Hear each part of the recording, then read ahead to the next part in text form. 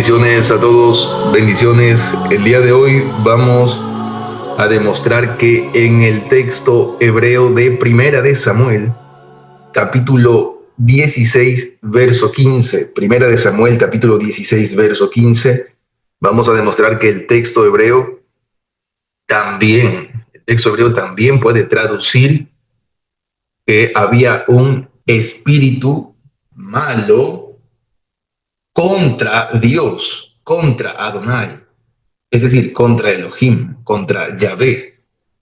Es lo que el texto hebreo permite también traducir en el texto hebreo de Primera de Samuel, capítulo 16, verso 15, aquel espíritu malo que atormentaba a Saúl. En las traducciones, popularmente, se suele traducir que había un espíritu malo de Dios, de Elohim.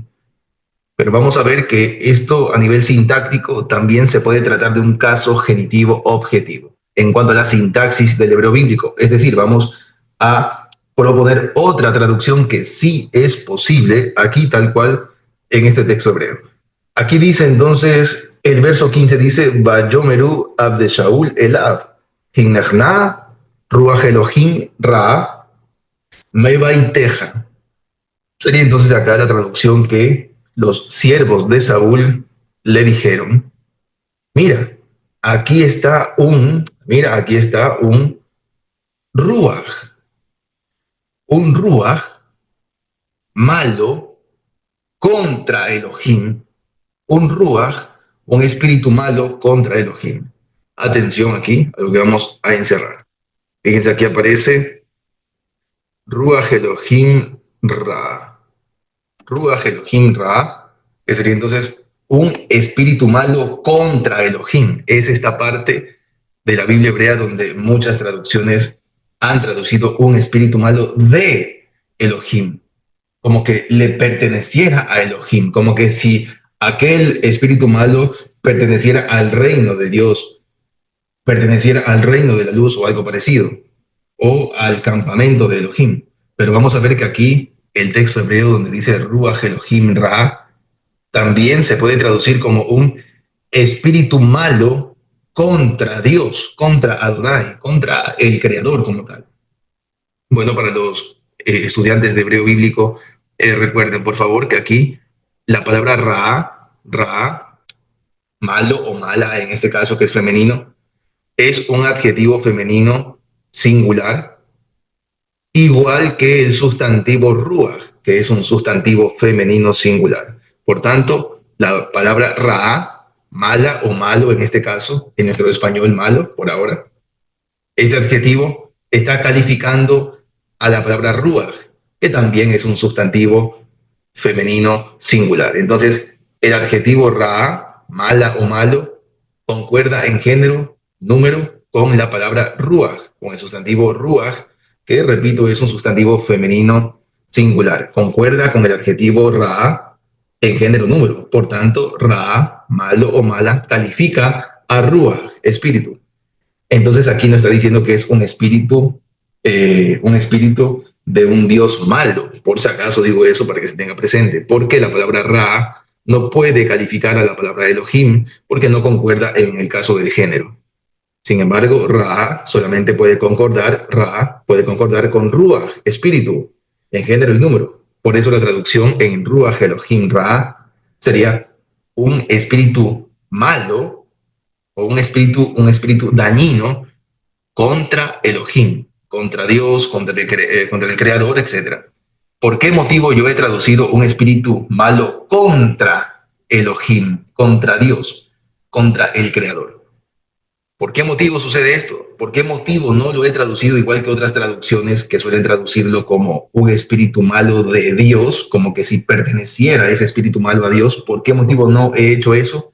Porque he apelado a los casos genitivos. Es decir, vamos un segundo acá otra vez.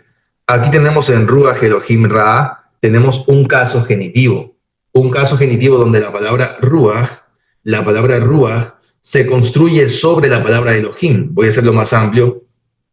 Aquí la palabra Ruach, atención por favor, lo que he encerrado de color azul, aquí, Ruach Elohim Ra, la palabra ruach se construye sobre Elohim. Es decir, ruach está en estado constructo. Se construye sobre la palabra Elohim. A esto se le llama un caso genitivo, que prácticamente es un sintagma nominal en nuestro español. Para no hacernos tanto lío, la palabra ruach Elohim, repito, la palabra ruach se construye sobre la palabra Elohim, porque el primero está en estado constructo, el segundo es la base donde se construye la primera palabra. Cuando suceden estos casos genitivos, entre esos dos sustantivos, entre la palabra Elohim y ruach, entre esas dos palabras se produce en medio de ellas, en la traducción al español, se produce una preposición. La preposición en ruach Elohim Ra puede ser un espíritu malo de Dios o un espíritu malo para Dios, un espíritu malo por Dios o un espíritu malo contra Dios. Contra Dios, ya que eso se trata de un objetivo, un genitivo objetivo. En sintaxis de hebreo bíblico, eso se trata de un caso genitivo objetivo o también puede ser subjetivo. Ya dependerá del gusto de cada quien, ¿no? Entonces he apelado a esta traducción. Miren aquí en pantalla, por favor, en la gramática de Paul Young y Takamitsu Muraoka nos comparten un poco de las clases de genitivos. Hay algunas clases de genitivos. Recuerden, por favor, que un caso genitivo es cuando un sustantivo se construye sobre el segundo, complementándose los dos, donde el segundo sustantivo vendría a ser el complemento del nombre del primer sustantivo. Entonces, son dos palabras complementadas, a eso se le llama un caso genitivo. Un caso genitivo. Es básicamente un sintagma nominal en nuestro español. Aquí las clases de genitivos, tenemos diversas clases de genitivos. Genitivo subjetivo, que miren aquí atención, el primero es el genitivo subjetivo, que es un genitivo del sujeto poseedor de cosa o de cualidad. Miren por favor aquí en pantalla, lo voy a hacer más amplio, aquí acerca del caso genitivo, nos otorga un ejemplo, nos da un ejemplo. La palabra o la frase, el sintagma nominal, Jehal Adonai, que bueno, aquí la traducción ha traducido el templo de Adonai, el templo de Yahvé. ¿Se dan cuenta que en este caso genitivo subjetivo, claro que sí, nótese que en este genitivo subjetivo, el primer sustantivo Jehal se construye sobre el nombre propio Adonai. Entre los dos se produce una preposición al traducirlo, claro que sí. Para entenderlo hay que colocar una preposición entre los dos sustantivos, entre Jehal y entre Adonai. Entonces, ese genitivo subjetivo es poseedor de cosa. En este caso genitivo, Jehal Adonai traduciría entonces el templo de Adonai, el templo de Yahvé. Es como el caso de acá, por ejemplo, Chochmat Shelomo, que sería la sabiduría de Salomón. Esta es la traducción del primer genitivo subjetivo, que es un genitivo del sujeto poseedor de cosa, donde entre los dos sustantivos, como en el caso aquí, por ejemplo, otra vez, en el caso de Chochmat Shelomo, el primer sustantivo está en estado constructo y se construye sobre el segundo, produciendo una preposición entre los dos. Entonces, la preposición en este caso sería la preposición de. La preposición de, por supuesto, un genitivo del sujeto poseedor de algo, de alguna cosa, de alguna cualidad. El siguiente genitivo, para que sigamos viendo los diversos casos genitivos, para entender un poco la traducción de primera de Samuel, capítulo 16, verso 15, que estamos revisando ahora mismo, vemos que hay otro caso genitivo.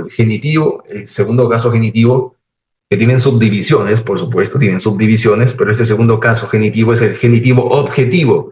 Y atención a esto, por favor, atención a esto. Aquí aparece el genitivo objetivo, y este es al genitivo al cual yo he apelado para traducir aquí en Ruach Elohim Ra. Yo he apelado el caso genitivo objetivo para traducir un espíritu malo contra Dios o contra Elohim. Eso es lo que yo he hecho. He apelado, repito, aquí, al caso genitivo objetivo. ¿Qué es un caso genitivo objetivo? Lo he dicho varias veces en otras clases. El primer nombre indica una acción realizada por o contra una persona señalada por el segundo nombre. Repito, en el caso genitivo objetivo, el primer nombre, el primer sustantivo, la primera palabra, indica una acción realizada para, por o contra una persona señalada por el segundo nombre. Por ejemplo, acá vemos en Emat Melech. Emat Melech, aquí en la palabra Emat Melech de Proverbios 20, verso 2, el ejemplo que nos da es Emat Melech. Y lo han traducido el miedo al rey. El miedo al rey. Nótese, por favor, que entre la palabra Emat y Melech se produce una preposición ahora diferente. Diferente al primer caso genitivo que vimos, que es el genitivo subjetivo poseedor de cosa. Aquí, en el caso genitivo objetivo, diferente al primero, tenemos claramente, tenemos que entre los dos sustantivos, entre las dos palabras que se complementan, se produce otra vez, claro que sí, una preposición, pero diferente al caso genitivo subjetivo. Ya no se va a producir la preposición de, ahora se producen otro tipo de preposiciones. Aquí, por ejemplo, atención a esto, miren lo que dice acá, por ejemplo, en Abdías, el ejemplo que nos da esta gramática en Abdías, capítulo 10, por ejemplo, vemos que dice jamás ajija, injusticia contra tu hermano, injusticia contra tu hermano. Este es otro ejemplo del caso genitivo objetivo. Atención a esto, por favor, que la palabra aquí, otra vez, la palabra jamás, aquí donde dice, voy a hacerlo un poquito más, aquí donde dice jamás ajija, el primer sustantivo jamás se construye sobre el segundo sustantivo que tiene un sufijo. El primer sustantivo se construye sobre el segundo ajija, produciendo entre los dos una preposición. En este caso, la preposición que la gramática nos ha otorgado es la preposición contra. Por tanto, jamás ajija sería injusticia contra tu hermano, violencia contra tu hermano. Entonces vemos que claramente a nivel sintáctico en la Biblia hebrea podemos traducir sin problema alguno. Podemos traducir Ruach Elohim Ra como un espíritu malo contra Dios, contra Adonai, contra Yahvé. Nótese aquí, por favor, yo enseguida voy a compartir pantalla otra vez. Tenemos acá, por ejemplo, en el verso anterior, atención que estamos en 1 Samuel, capítulo 16, verso 15. Vamos a ver ahora en el verso 14, un verso antes, para que nos demos cuenta que sí es posible que en el verso 15 podamos traducir un espíritu malo contra Dios, para dar a entender que Dios, el Creador, no tiene espíritus malos en su campamento. Es decir, Él no tiene espíritus malvados siendo parte de su reino, siendo parte de sus mensajeros, etc. No son parte del reino de Él. Es lo que estamos probando ahora, porque estamos demostrando que Ruach Elohim Ra se puede traducir un espíritu malo contra Elohim. Contra Elohim. ¿Por qué motivo también? No solamente porque gramaticalmente sí se puede, como ya hemos demostrado, sino también porque aquí, en el verso 14, en el mismo contexto, un verso antes, en el verso 14, para decir, por ejemplo, acá tenemos Beruach Adonai Sara Mein Shaul. Y luego aparece acá, Beyataktu, Ruach, Ra, Meet Adonai. Aparece acá, ¿no? Aparece acá, Ruach, Ra, Meet Adonai. Aquí aparece. Entonces, la traducción en el verso 14 sería en sí, ahora bien, el espíritu de Adonai, el Ruach del creador de Adonai, de Yahvé, había sido o se apartó, o se había apartado, Sara se había apartado de junto a Shaul, o sea, de Shaul. Estaba junto a Saúl, el espíritu del creador, pero se apartó de Saúl, es lo que el texto hebreo trata de decir, ¿no? Y lo atormentaba, ¿no? Lo atormentaba con este Becatal aquí en Ubiatactu, que sería entonces que lo atormentaba. Y luego acá dice que lo atormentaba Ubiatactu, Ruach Ra Meet Adonai. Dice que lo atormentaba a Saúl, lo atormentaba un espíritu malo, y acá aparece Meet Adonai, de parte de parte del Creador. Aquí debemos recordar un poco la función, por ejemplo, en el libro de Job. En el libro de Job vemos cómo entre los hijos de Dios se presenta Satanás, el Satán, Hasatán. Se presenta este ser divino o esta personalidad, este personaje se presenta entre los hijos de Dios. El texto hebreo en el libro de Job claramente hace una diferencia entre los hijos de Dios y Satanás. Incluso lo hace a manera de comentario, de construcción de comentario para diferenciarlos como tal. Es muy fácil darse cuenta de eso en el texto hebreo de Job. Es decir, es fácil darse cuenta que en el libro de Job, Satanás es diferente a los hijos de Dios. Se hace una diferencia clara entre Satanás y los hijos de Dios. Entonces ustedes deben recordar cómo Satanás, que no era parte de los hijos de Dios, según el libro de Job, según el texto hebreo del libro de Job, vemos que Satanás no era parte de los hijos de Dios, no era parte del reino de Dios, era como un ser aparte, diferente, pero recibía órdenes de Adonai. Él podía ser enviado de parte de Adonai en esos momentos. Es como debemos ver ahora mismo esto. Este espíritu malo contra Elohim no era parte del reino de Dios, pero Yahvé aquí, según el contexto bíblico, como un soberano que es, como el soberano que es en la Biblia hebrea, como muchos le llaman Yahvé, Yahweh, Yahweh. Yo respeto mucho los nombres que suelen mencionar bastante. Aquí él es, en el contexto bíblico, él es el soberano, él es el rey, él es el poderoso, él es el único, etcétera, ¿no? Entonces, él es el soberano y puede mandar y enviar. Es lo que el autor en la Biblia hebrea siempre va a tratar de hacer. El autor en la Biblia hebrea siempre va a tratar de resaltar la soberanía de Yahvé, de Adonai, del creador como tal. Entonces debemos ver todo esto conforme a lo que el libro de Job menciona. Así como Satanás no era parte del reino de los hijos de Dios, pero era enviado de parte de Adonai, así también este espíritu malo contra Dios, contra Elohim, es un espíritu malo que está claramente contra Dios, no es parte del reino de Dios, no es parte de los hijos de Dios, no es parte de los mensajeros fieles de Dios, claramente no lo es, porque está contra Dios, pero puede recibir órdenes de parte de Adonai, puede ser enviado de parte de él. Él es el soberano. Es muy fácil darse cuenta de eso en el contexto, incluso en Isaías, en el libro de Isaías. Vamos a ver que en el libro de Isaías él también, por ejemplo, envía a Ciro el Grande. Ciro el Grande seguramente tenía sus creencias, algunos pues apuntan a que estaba bajo el panteón de algunas pocas deidades iraníes de la época. También vemos que en el mismo libro de Isaías, creo que en el capítulo 50 y algo, mencionan a los, a los que él ha creado, ¿no? Al herrero constructor, etcétera, y esas eran deidades. Él las había creado y eran deidades de otros panteones, sobre todo en el sur de España, en el norte de África, en Cartago. Ya eran muy famosos para la época. En la famosa Tiro, en la isla de Tiro, eran muy famosos estos dioses herreros que incluso llegaron a tener sus propias monedas. Entonces, el libro de Isaías habla también de estos, entre comillas, herreros, constructores que eran dioses para el mundo antiguo, sobre todo en las costas, en las penínsulas. Eso tenerlo presente, ¿no? Que el creador en la Biblia hebrea, en Isaías, también habla que él había creado a lo que para el mundo antiguo eran dioses, como el herrero constructor, que de hecho hay monedas acerca de estos personajes en la península ibérica, en el norte de África, etc.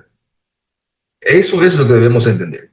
Claramente son espíritus malos contra el creador, pero el creador en su soberanía no solamente los ha creado, no solamente los ha formado, sino que tiene la soberanía de enviarlos, de mandarlos. Repito, hagan el paralelismo con el libro de Job. Aparece Satanás, el texto hebreo diferencia a Satanás de los hijos de Dios, hace una clara diferencia, y aún así Satanás es enviado por el Creador hacia Job, para todo el tema que ya sabemos. Asimismo, en Isaías, repito, en Isaías aparecen dioses costeros, dioses de las costas cananeas o de las costas de las colonias cananeas, que eran herreros, constructores, y vemos que el Creador dice en Isaías que había formado o creado a estos personajes. Pero ellos no eran parte del reino de Dios.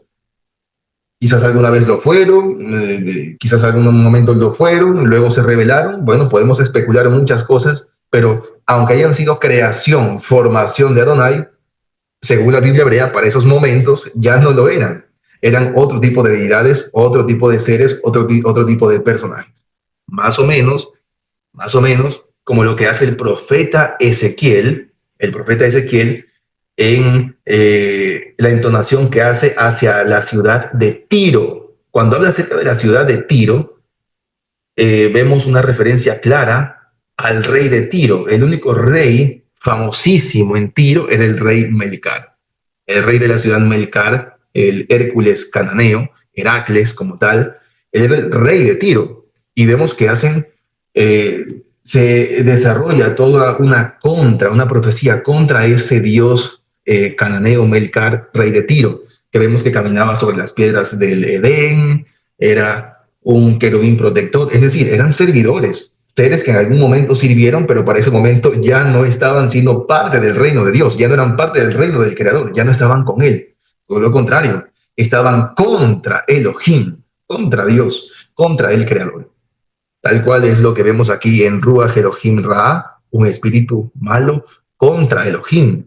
Vemos que en el verso 14, la estructura, la construcción, aparece acá Ruach Ra, Met, Adonai.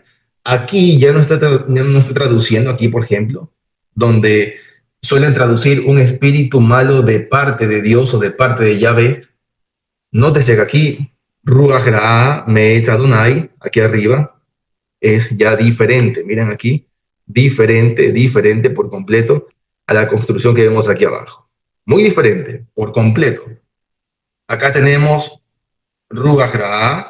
Estamos aquí entonces, puede ser un espíritu de maldad o un espíritu malo de parte de Adonai.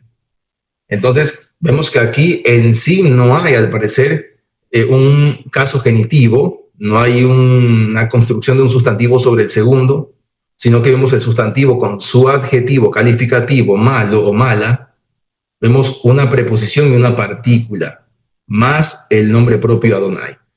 Diferente por completo aquí en el verso 14 es diferente a la construcción del verso 15. En el verso 15, Ruach Elohim Ra es un caso genitivo que puede ser subjetivo u objetivo. Yo apelo por el objetivo, es decir, yo apelo por el caso genitivo que permite traducir un espíritu malo contra Dios o contra Elohim. Pero aquí la estructura es diferente, la construcción nominal es diferente a la del verso 14, por completo. Por eso la traducción en el verso 14 no está diciendo, repito, en el verso 14 el texto hebreo no está diciendo que había un espíritu malo que era del Creador, sino que simplemente venía de parte de Adonai, de parte del Creador. Repito, la estructura, la construcción gramatical del verso 14, donde dice Ruach Ra, Met Adonai, es diferente a la del verso 15, Ruach Elohim Ra. Es diferente por completo. Entonces, estamos aquí ante una posibilidad de que el texto hebreo dice un espíritu malo contra Dios. Hemos demostrado gramaticalmente que eso es posible. Ahora, notes algo muy importante acá. Por ejemplo, tenemos en el texto hebreo de Deuteronomio, capítulo 17, verso 1, donde hay una construcción, un caso genitivo, donde dice Toabat Adonai, que literalmente debería ser traducido la abominación de Adonai, la abominación de Yahvé. Pero no es posible que se traduzca esto cuando él en el contexto está denunciando las abominaciones. El contexto denuncia varias abominaciones, por tanto no podemos decir que esa es una abominación del Creador. Me refiero a Deuteronomio 17, verso 1. Dice acá, lo tisbaj la Adonai Eloheja, Shor base asher yihye bo mun. Dice, kol davar ha, ki toabat Adonai Eloheja hu. La traducción sería acá, nunca sacrifiques a Adonai tu Elohim ningún toro u oveja que tenga defecto. Ningún toro u oveja que tenga defecto. Ninguna cosa mala. Kol davar ra. Atención a esto, los alumnos, por favor, de hebreo bíblico, nótese que aquí en la palabra mun y en la palabra mun aparece un acento disyuntivo sobre la mem. Aquí se produce una coma. A veces en la traducción piensan que todo es unido en la traducción y suelen a nivel sintáctico traducirlo erróneamente, ¿no? En algunas traducciones creo que he visto que no tenga ninguna clase, ningún defecto mal o algo parecido, ¿no? Como complementando la palabra defecto, mum, con kol davar ra. Pero no, aquí en la palabra mum hay una coma, hay un acento disyuntivo, coma, hay que separarlo. La traducción, repito, sería: nunca sacrifiques a Adonai tu Elohim ningún toro u oveja que tenga defecto, ninguna cosa mala. Kol davar ra, ninguna cosa mala. Y luego dice acá: Quito abad Adonai Eloheja hu, porque es una abominación. Toabad es una abominación. Aquí Toabad es una abominación contra el Creador, contra Adonai. Atención a esto, porque aquí tenemos otra vez, un segundito, déjenme ampliar esto.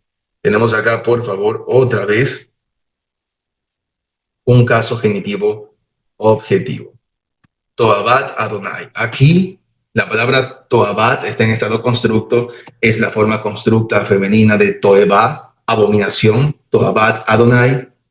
Aquí en Toabat tenemos la palabra abominación, que puede ser abominación de Adonai, abominación para Adonai, abominación por Adonai o abominación contra Adonai. Revisen en sus versiones cómo está traducido tal cosa. Revisen en sus versiones, por favor. Si en alguna versión sí lo han traducido como es una abominación contra Yahvé, o es una abominación de Yahvé, o es una abominación para Yahvé. En algunas de esas versiones seguramente lo han traducido como un caso genitivo objetivo. Es decir, aquí Toabat Adonai es, repito, un caso genitivo. El primer sustantivo está en estado constructo, se construye sobre el segundo y entre los dos se produce una preposición. En este caso, la preposición puede ser contra o para, porque el contexto no permite decir que es una abominación de Adonai, como si la abominación le perteneciera al Creador. Eso no es lo que dice el texto hebreo en el contexto, para nada. Eso es lo que hemos aplicado, repito, aquí en Primera de Samuel, capítulo 16, verso 15, donde mucha gente o muchas versiones, muchos traductores han traducido un espíritu malo de Dios. El texto hebreo en la sintaxis, en el caso genitivo objetivo, también permite traducir un espíritu malo contra Dios, contra Elohim, contra Yahvé. Y es una construcción muy diferente a la del verso 14. El verso 14 dice: Ruach Ra Met Adonai. No vemos un caso genitivo como en el verso 15. No vemos la misma construcción gramatical que el verso 15. Porque el verso 14 está diciendo que hay un espíritu malo que viene de parte de Adonai. No está diciendo que es un espíritu malo que le pertenece al Creador o que pertenece al reino de Dios o pertenece al campamento de Dios o a los servidores de Dios. Eso no es lo que está diciendo aquí el texto hebreo en el verso 14. Es entonces un espíritu malo que viene de parte de Adonai. Y este es un espíritu malo contra Dios, contra Adonai. Eso quiero que lo tengamos presente. Hemos demostrado por ahora entonces que el texto hebreo sí permite traducir en el texto hebreo de Primera de Samuel, capítulo 16, verso 15, sí permite traducir un espíritu malo contra Dios. Lo hemos demostrado a nivel sintáctico. Ahora bien, ¿cómo resolvemos el caso de Primera de Juan, capítulo 1, verso 5 en adelante?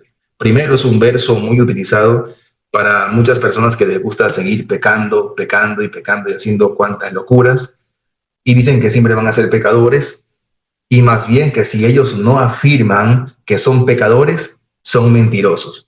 Vamos a demostrar que Primera de Juan, capítulo 1, verso 5, no está diciendo para nada que el que dice que no peca es un mentiroso. Eso no es lo que dice aquí el contexto de Primera de Juan, capítulo 1, verso 5 en adelante. No está diciendo que el que no afirma que es pecador, entonces es un mentiroso. Todo lo contrario, vamos a ver rápidamente que el contexto está diciendo en realidad que el que vive en pecado, el que vive en oscuridad, el que camina en oscuridad, pero tiene la soberbia, tiene el descaro de decir que vive en luz, a pesar de que en realidad vive en oscuridad, ese es el mentiroso. Es decir, vamos a ver aquí rápidamente que en el contexto de Primera de Juan, capítulo 1, verso 5 en adelante, los mentirosos y los que hacen pasar por mentiroso al Mesías son aquellos que están pecando, están en oscuridad, pero tienen el descaro de decir que no son pecadores. Esos son los mentirosos. Esos son los que mienten. Esos son los que hacen pasar por mentiroso al Creador. Entonces, vemos que aquí dice, este es el mensaje que hemos oído de Él y que les anunciamos. Dios es luz y en Él no hay ninguna oscuridad. He explicado el contexto porque ese es un contexto muy mal utilizado para hacer cuantas locuras, pero también es importante este verso porque muchas personas ven este verso y dicen que Dios es luz y en Él no hay ninguna oscuridad, ninguna tiniebla, y para ellos es una contradicción completa a lo que dice Isaías capítulo 45, verso 7. Es decir, mucha gente que puede leer, y he visto que mucha gente lo dice también, que al leer Primera de Juan capítulo 1, verso 5, donde dice que en Dios no hay ninguna oscuridad, para muchos puede ser contradictorio con Isaías capítulo 45, verso 7. Aquí en el texto hebreo de Isaías capítulo 45, verso 7, aquí no está diciendo que el Creador tiene dentro de él oscuridad o tinieblas. ¿Por qué motivo? Porque eso tampoco lo dice Primera de Juan capítulo 1, verso 5. O sea, lo que está diciendo aquí Primera de Juan capítulo 1, verso 5, es que en él no hay oscuridad. Dentro del Creador no hay oscuridad. Pero lo que en realidad dice el texto hebreo de Isaías 45, verso 7, es que él crea oscuridad. Él crea maldad. Él no está diciendo, o el Creador, o Isaías, aquí no está diciendo que dentro de Yahvé hay oscuridad, que en Yahvé hay oscuridad. Eso no dice acá el texto. Acá dice que Yotzer Or, luego aparece Ubore Hosher, forma luz y crea, pero también crea oscuridad. No está diciendo que hay oscuridad dentro del Creador, dice que Él crea oscuridad. Dice acá, Ose Shalom, realiza también el Shalom, claro que sí. Luego aparece acá, Ubore Ra, y crea maldad. Repito, aquí no está diciendo que hay oscuridad dentro de Yahvé, no está diciendo el texto hebreo nunca, jamás está diciendo que hay maldad dentro de Yahvé. Simplemente Él la crea, la forma. Y atención por favor, porque esto es un contexto donde el Creador está, o bueno, Isaías profetizando de parte del Creador. El contexto se está profetizando acerca del tema de Ciro el Grande. Ciro el Grande que tenía pues sus propias deidades o su propia deidad, según lo que especulan algunos, aunque es incierta la información, no hay una veracidad de uno diga, bueno, esta es la verdad acerca de Ciro el Grande. No tenemos eso, pero podemos especular un poquito. Es un contexto, el contexto de Isaías 45 es un juicio a las naciones, un juicio a los enemigos, sobre todo a Egipto, como vemos en el contexto de Isaías 45. En ese contexto es que Isaías está utilizando estos vocabularios. Entonces, estos vocabularios de que él forma luz, pero que también crea oscuridad, realiza shalom, pero también crea maldad, es dentro de un contexto de juicio, de castigo, donde incluso está levantando a su ungido o a su Mashiach, Ciro el Grande. Dije ungido por decirlo, ¿no? La palabra Mashiach literalmente no traduce ungido, porque no es un participio pasivo del verbo Mashiach. Sin embargo, lo digo para que nos entendamos mejor y entendamos el contexto. Entonces, esto de que Dios crea oscuridad y que Dios crea maldad es verdad, es real, es bíblico, claro que sí, pero en el contexto de castigar o hacer juicio a las naciones, como vemos en el contexto. Y además, repito, aquí el verso 7 no está diciendo que dentro de Dios hay maldad o que dentro de Dios hay oscuridad. Eso no lo dice el texto. Así es lo que sucede en Primera de Juan capítulo 1 verso 5. Está diciendo que en él, en Dios no hay oscuridad. No se contradice con Isaías, porque Isaías nunca dice que dentro de Dios hay oscuridad o que dentro de Dios hay maldad. Eso no es lo que dice el texto hebreo del libro de Isaías. Entonces, eso es lo que por ahora les tengo, mis hermanos. Recuerden, por favor, que el texto hebreo de Primera de Samuel, capítulo 16, verso 15, también permite traducir que había un espíritu malo contra Dios que atormentaba a Saúl. Y no necesariamente debe ser traducido como que es un espíritu malo de Dios. No, porque eso no es lo único que permite por ahora traducir la gramática o la sintaxis del hebreo bíblico. Hermanos, un fuerte abrazo a todos. Bendiciones para todos.